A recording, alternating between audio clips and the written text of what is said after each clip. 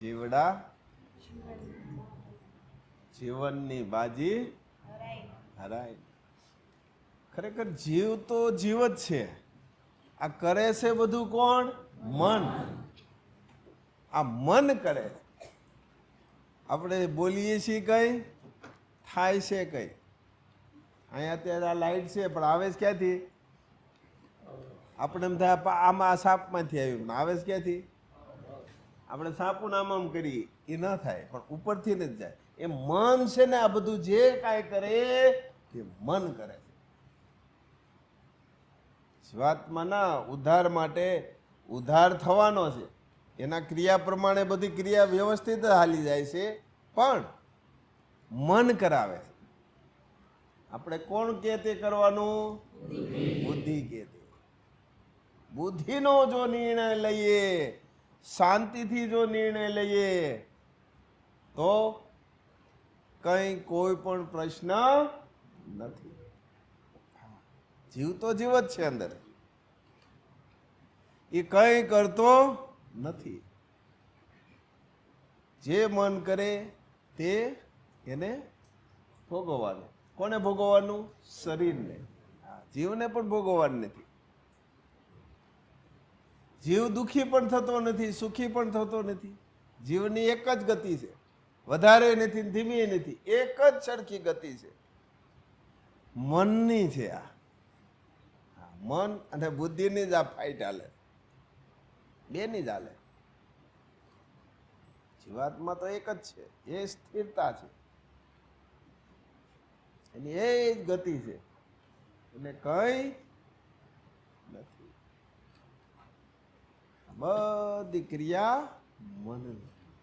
જય માં વિશ્વભરી. માએ કેવું સરસ મજાનું આપણે આ દિવ્ય જીવન આપ્યું છે. આ જીવન સાર્થક થાય, આ દેહની અંદર રહેલો જીવાત્મા છે એ મોક્ષ ગતિ પામે, એટલે કે જીવાત્માનો ઉદ્ધાર થાય, તે માટે એક કર્મયોગી ખેડૂત પુરુષ એટલે કે શ્રી મહાપાત્ર આજે એ દિશા તરફ આપણે આગળ વધારી રહ્યા છે કે આપણે આપણા જીવાત્માનો ઉદ્ધાર કરી શકીએ. ઘણા સમયથી આપણે શ્રી મહાપાત્ર વારંવાર કહે છે કે એ આ દેહ સાથે જોડાયેલો છે.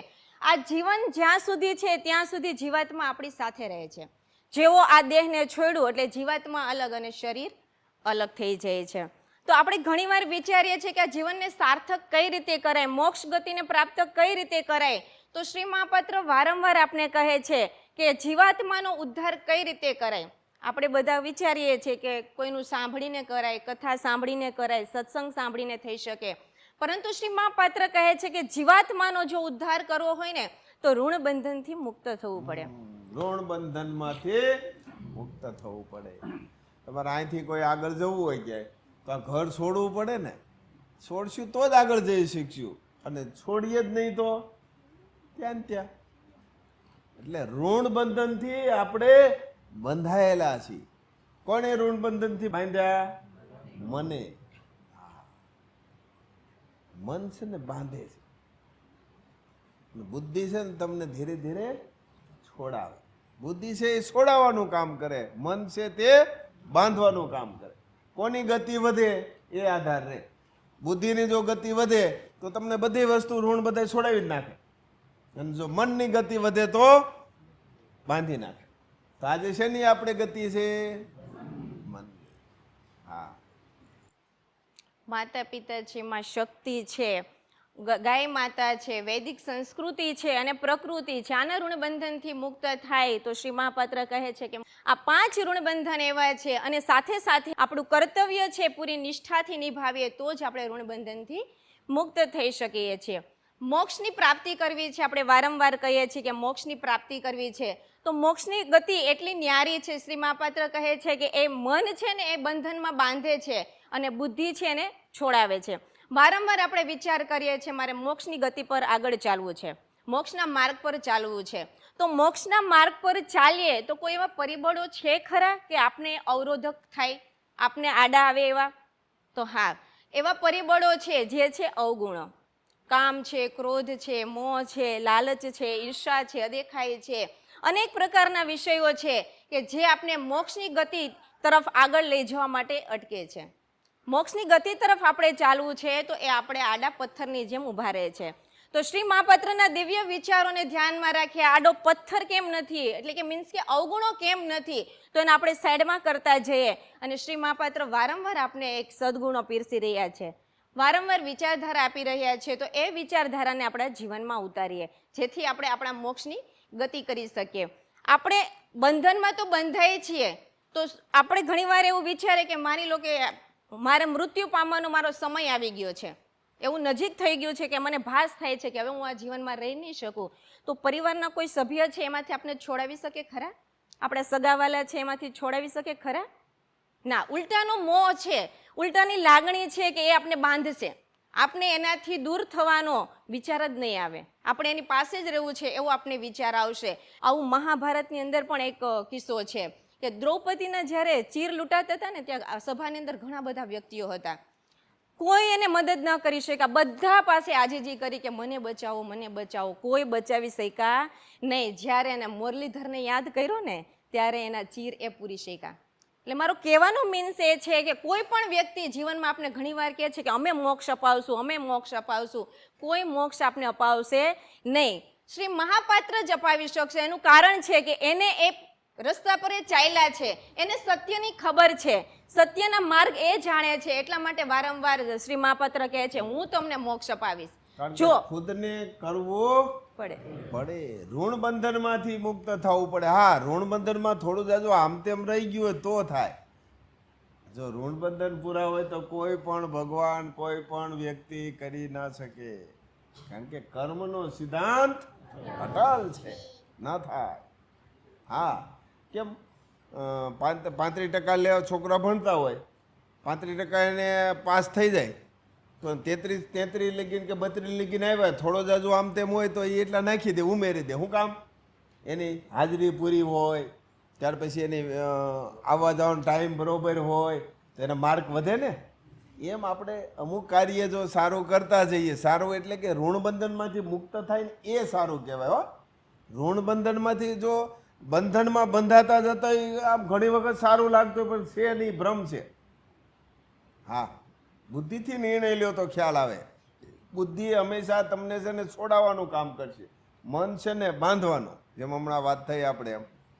એટલે આપણે બંધાઈએ છીએ અને કે છૂટીએ છીએ આપણને ખ્યાલ આવે જો નિરાતે વિચારીએ તો. એટલે થઈ શકે પણ અમુક ટકા થઈ શકે, બાકી થાય નહીં. કરી શકે એક જ માં, જો એના થઈ જઈએ તો હિમામ, બાકી કોઈ ભગવાન કે કોઈ પણ ઋણ બંધનમાંથી મુક્ત કોઈ છોડાવી શકે. કર્મ આવે જ, કર્મ ભોગવવો જ પડે, એમાં છૂટક્યો નથી. કર્મનો સિદ્ધાંત અટલ છે. આપણા જીવનની અંદર જો આચરણ હોય તો અને ઋણબંધનથી મુક્ત થઈએ તો શ્રી મહાપાત્ર કહે છે કે હું ત્યાં સુધી પહોંચાડી શકું છે કે ત્રાહિમામ રસ્તો બતાવી શકીએ. ભાઈ આમ ને આમ ન કરો તો ઋણ તમારું નહીં બંધાય, જો આમ કરશો તો ઋણ બંધાય. રસ્તો બતાવે, પછી શું કરવું એ આપણા હાથમાં છે. કોઈ ડ્રાઇવિંગ આપણને શીખવાડી દે પણ સ્ટેરિંગ આપણા હાથમાં હોય, પછી આપણે કેમ હાંકવી કે એ પછી કાયમી કાર્ય ન હોય.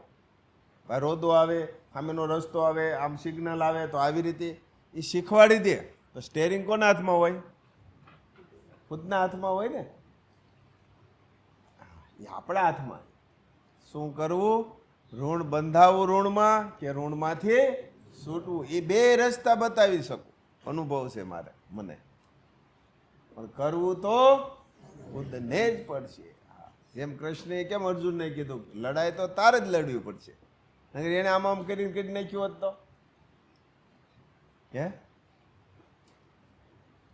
તો રામ સંયમ હતા, રાવણ શું કામ લડવું પડે? નો આમ આમ થઈ જાય. ખુદને જ કરવું પડે. ભૂખ લાગી હોય તો કોઈ હાટે ખાઈ લે તો હાલે?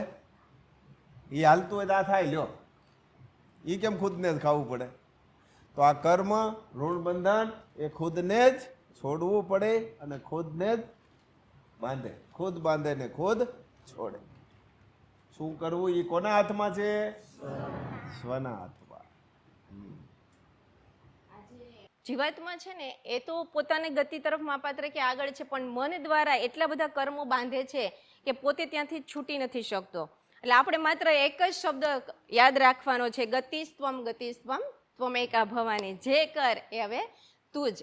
જીવનના 4 એવા સત્યો છે કે જેને આપણે ટાળી ક્યારેય ના શકીએ.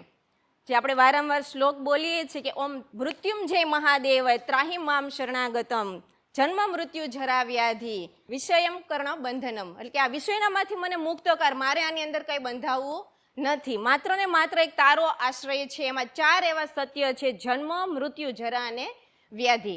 આપણે આ પૃથ્વી પર આવ્યા છીએ, માએ સરસ મજાની સૃષ્ટિ બનાવી છે. દેહ ધારણ કરીને આપણે આ પૃથ્વી પર આવીએ છીએ, જેને આપણે જન્મ કહીએ છીએ. આ પૃથ્વી પર આવી જન્મ ધારણ કરીને મનુષ્ય એટલા બધા કર્મોને બાંધે છે, એવા ખરાબ કર્મો કરે છે, અને એ કર્મ કરતા કરતા અવગતે જાય છે. શ્રી મહાપાત્ર વારંવાર કહે છે કે કર્મ કરો ને તો એવા કરવો કે એ ભાથું ઉપર સુધી આપણે લઈ જઈ શકીએ. કર્મનું ભાથું એવું ભેગું કરીએ કે આપણી સાથે આવે, નહીં કે આપણે ભોગવવા માટે અહીંયા પાછું આવવું પડે, ફરીથી જન્મ ન લેવો પડે. એના માટે શ્રી મહાપાત્ર વારંવાર કહે છે, વારંવાર જન્મ લેવો એ પણ એક દુઃખદાયક છે. ભગવાન શ્રી કૃષ્ણે ગીતામાં કહ્યું છે કે આ જીવન છે ને દુઃખાલય છે, કે આની અંદર આધિ વ્યાધિ ઉપાધિ ઘણું બધું આવે છે.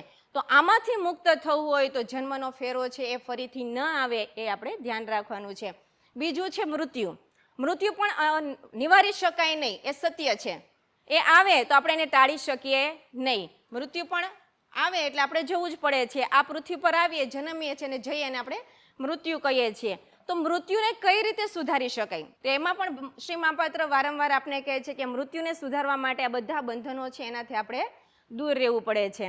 પરીક્ષિતે પોતાના મૃત્યુને સુધારી નાખ્યું હતું. એને ખબર પડી કે આજથી 7મા દિવસે મારું મૃત્યુ છે. 7 દિવસમાં ફેરફાર કરી દીધો, પામી ગયા. અને આપણે તો કેટલા દિવસો છે હે? કેટલા દિવસો છે?